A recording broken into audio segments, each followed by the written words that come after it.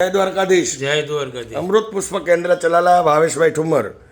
અમૃત પુષ્પના સેવનથી જે લોકો ફરી વખત અમૃત પુષ્પ લેવા આવ્યા છે એવા દર્દી આગળથી જાણીએ કે અમૃત પુષ્પનું સેવન કર્યા પછી એ લોકોને એમની બીમારીમાં શું શું રાહત થઈ છે. ભગવાન કયું ગામ? બોટાદમાં બુબા વાવ.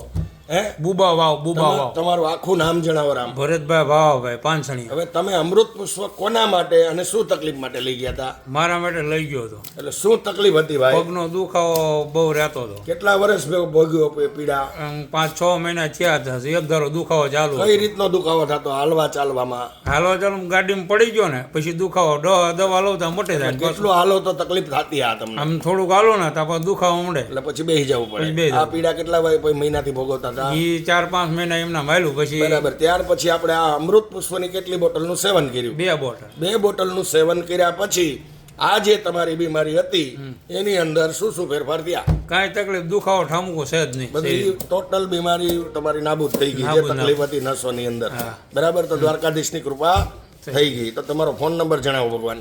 9662 ફરી વખત બોલો એક વાર. 9662 હવે આવી તકલીફવાળા કોઈ લોકો તમારી આગળ ફોનથી અમૃત પુષ્પની જાણકારી માગે તો પ્રેમથી અમૃત પુષ્પની જે કાંઈ સાચી માહિતી હોય તે આપજો.